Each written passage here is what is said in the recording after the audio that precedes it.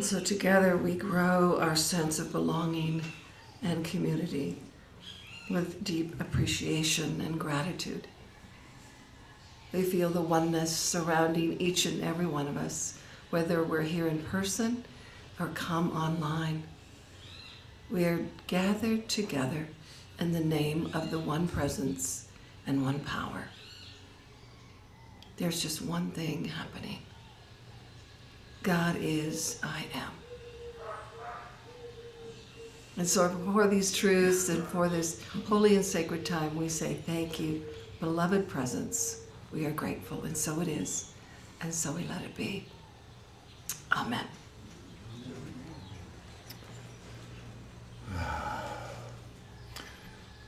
Well, we didn't introduce ourselves, so we'll do that for those of you who don't know who we are and those out there in Zoomlandia. We are both Unity ministers, ordained, seems decades ago, and been in Unity ministry for quite some time and serving many churches, mostly in California. We're currently living in Washington. The context of us being in ministry for all these years has really exposed us to a lot of ways of being with people and being with the teachings in a way that we've sort of experienced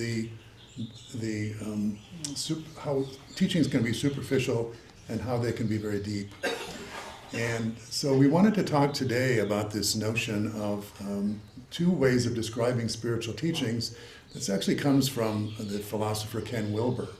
And those two ways of describing spirituality are translational teachings versus transformational teachings. And translational teachings are the ones that most of us are familiar with and most religions follow. And those are basically the kind of teachings that make you feel better. And of course, we all want to feel better, so there's nothing wrong with that. It's just that if you've been on this spiritual path for a while, you usually keep bumping up against the same issues that seem to be an obstacle to you feeling better. And you wonder, how might we go further than just feeling better to actually know ourselves to be healed at some depth? And that then points us in the direction of the transformational teachings, which really is, instead of just comforting the afflicted, it's afflicting the comfortable, as the expression goes. And that's oftentimes when ministers start speaking in the language of transformation, the congregation oftentimes will become a little squirmy, because there's that sense of discomfort is when we're sort of disrupting the way we've always sort of looked at life, the way we've always sort of dealt with life on the surface. And when we're asked to go deeper, or to turn our glance inward, when we're asked to be more self-reflective, to inquire more deeply into what's going on with us, then we get into those areas that have been orphaned or disowned by us as we have gone through life, finding ways to live comfortably in the world, as opposed to live in a way that radically transforms those habits and those ways of thinking and feeling and being that actually keep us stuck in our suffering. So I know that's none of you guys here, but I thought I'd share it with you, and then you could go tell your friends and family. So that's what this morning is about. We're just passing it along, right? And same for us. We don't need these teachings. We just share them. Just every day, yeah. For the benefit of others. So, and if you believe that, well. And there's not a wrong way or a right way. It's just pointing out the differences. You may walk into a spiritual community and you just notice that it's very sweet and loving and accepting and open and inclusive, and everybody just wants to help each other feel better, right?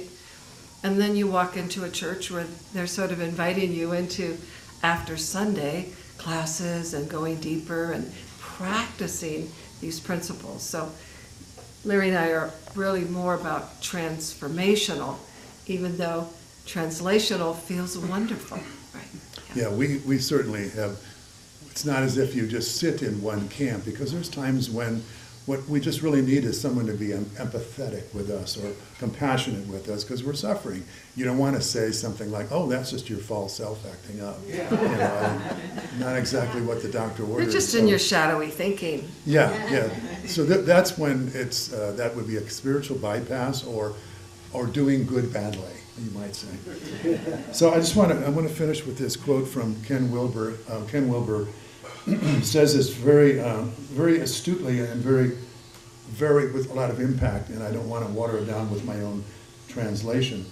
Speaking of which, he says, translation, the self is simply given a new way to think or feel about reality. The self is given a new belief, perhaps holistic instead of atomistic, perhaps forgiveness instead of blame, perhaps relational instead of analytic. The self then learns to translate its world and its being in the terms of this new belief, or new language, or new paradigm. And this new and enchanting translation acts, at least temporarily, to alleviate or diminish the terror inherent in the heart of the separate self. Whew, right? That's a lot. Well, wait till you get to transformation. Hang on to your seats for this one. But with transformation, the very process of translation itself is challenged, witnessed, undermined, and eventually dismantled. With typical translation, the self, or the subject, is given a new way to think about the world or objects.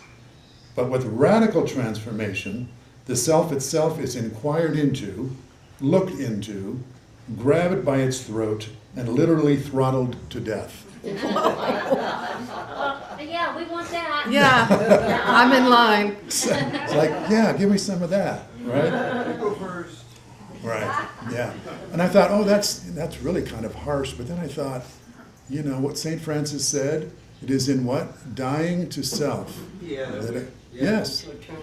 And Jesus said something about dying, unless a seed dies and falls to earth, it stays single. But if it dies and if it does die and fall to earth, then it multiplies. In other words, you know, who and what we really are is released when who we are not falls away, dies away. So this is, on one hand, it's not good news.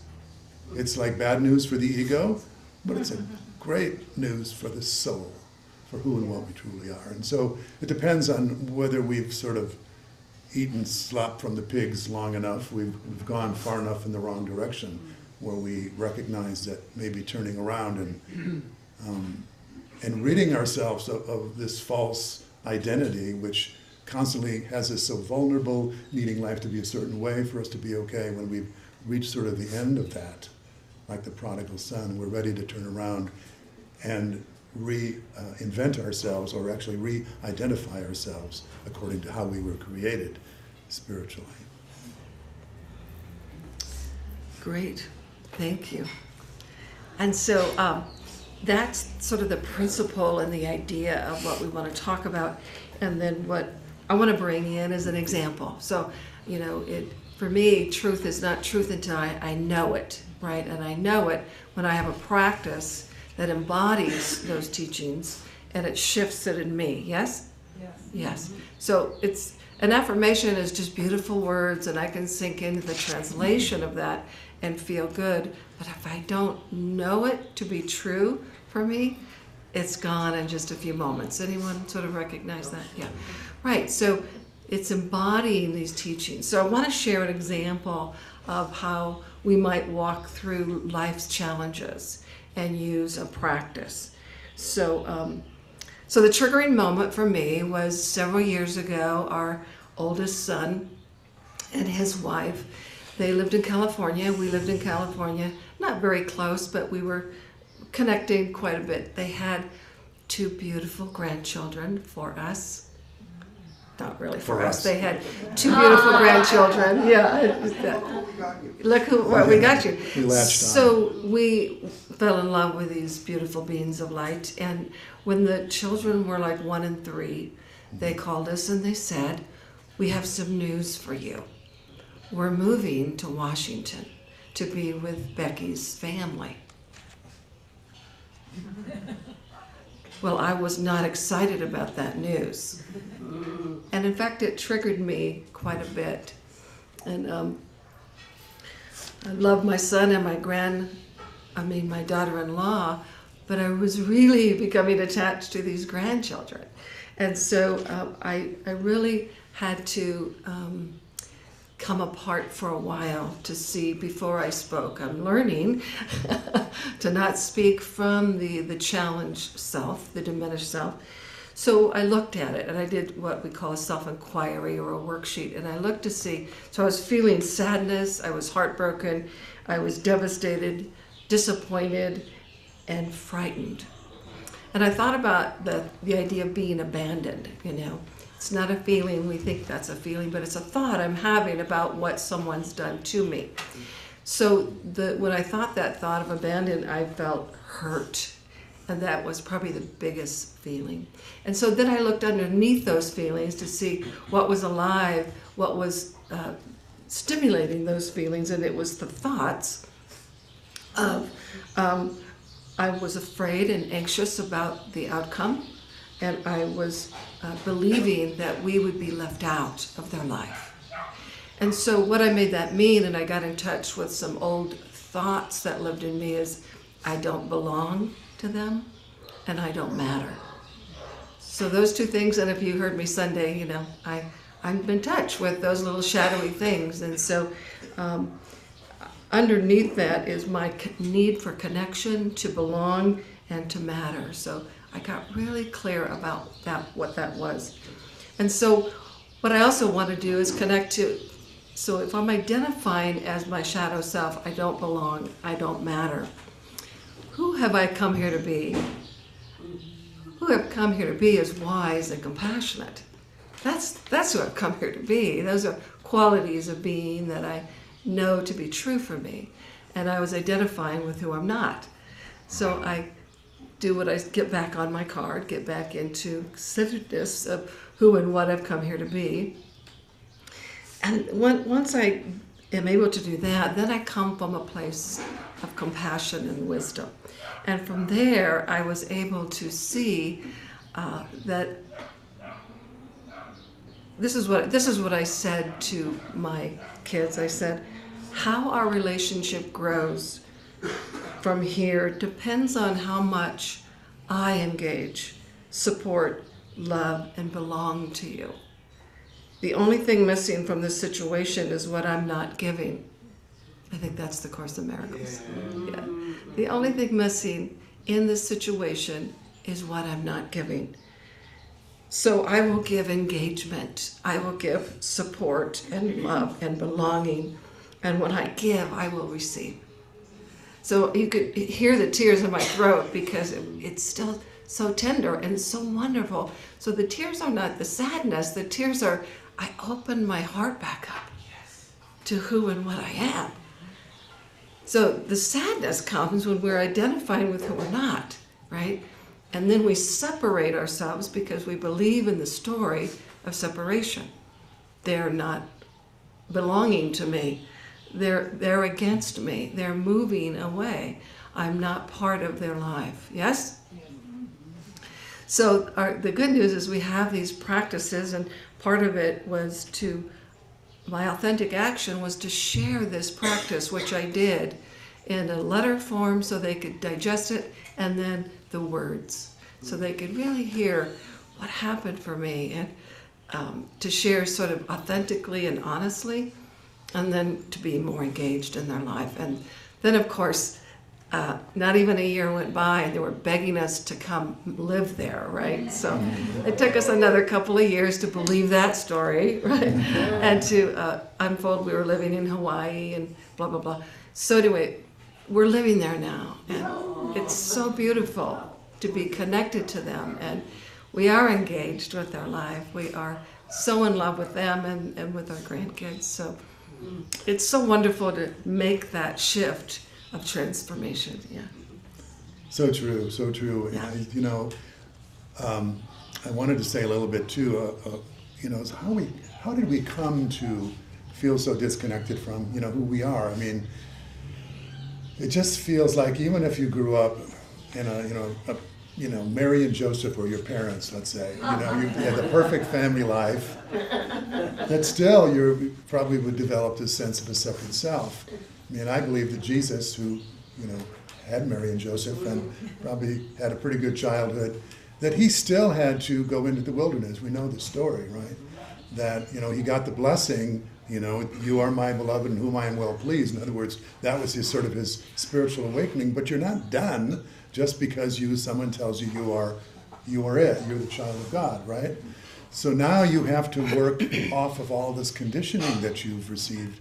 And we come into this world and we're like just a blob of, you know, we're totally connected with the infinite, the spaciousness, the presence of life. We don't know that we are a body. We don't know that we're a boy or a girl. Or we have no name. We have no way of identifying ourselves. So we really have that extreme sense of oneness. And over time, you know, we begin to take on the values, the beliefs, the cultural conditioning of our family, of our society, and suddenly I'm developing a sense of a personal me. This one's called Larry, you know, and he's a boy, and you know, he's a good boy or he's a bad boy, or all these descriptions, but it just really contracts from this sense of oneness and connection with all of life to feeling like we are an individual. And with that individuality requires all kinds of protection and support, and we feel vulnerable in the face of anything that can harm us.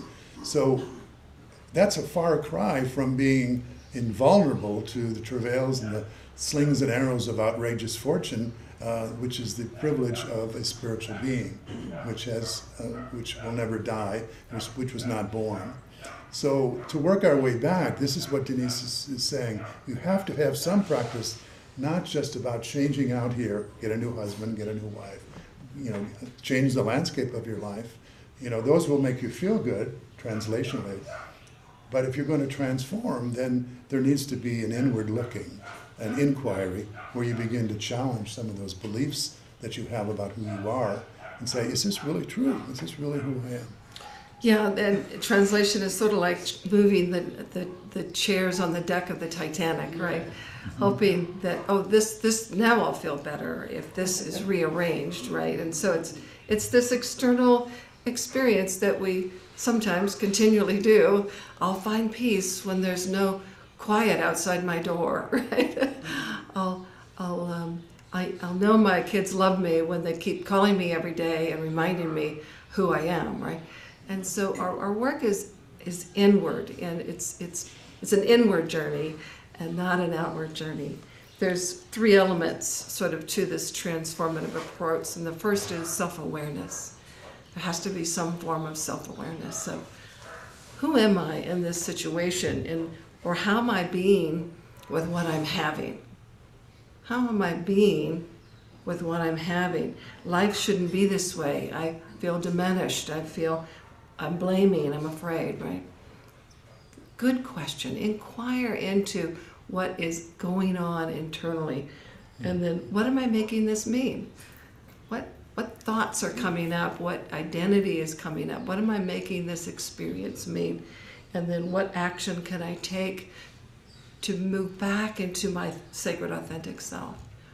And so we need transformative approach of self-inquiry, self-awareness. We need a shift in consciousness, how we see the external world, and then action, some form of authentic action to really embody who and what I really am. Yeah, and it's said in a very blatant and blunt way, am I being who I am, you know, which is spiritual being, right? Or am I being who I'm not? And when we're being who we are not, in the face of whatever situation, we generally will suffer. Because when we're being who we're not, we are that vulnerable self, that one that needs life to be a certain way for us to be okay. That's not who we are. Who we really are, you know, can withstand whatever is going on in life, because first of all, we're not simply a physical body and a mind. We are consciousness, existence, bliss.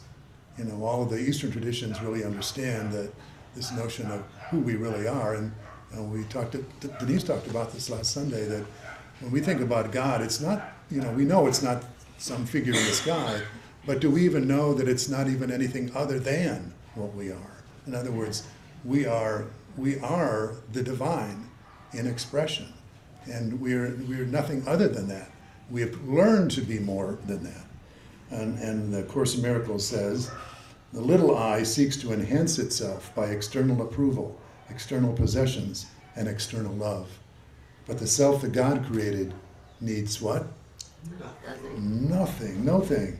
It is forever complete, safe, loved, and loving. Well, there's a meditation, right? Because if I'm feeling like I'm needing something outside of myself, then I'm identifying as who I am not, a separate self. And as the Course says, the separation never really happened. We made it up. It's the dream, and we can either try to improve the dream, or we can what? Transform. Wake up. Yeah. Wake up, little Susie. Oh, no, That's another no song. context for that. Okay. Namaste. Thank you so much for being here with us. Blessings. So Thank you. grateful for you online, for you in the space. Just blessed and grateful. I'll give another blessing out to Brother James as he's Yeah. respite. He understands being with family too, doesn't he? Yes, absolutely. Okay. Amen. Then. Amen. Amen. E punto. Thank you. So shall we move now? Do we just open this? You can open it up so people can say adios.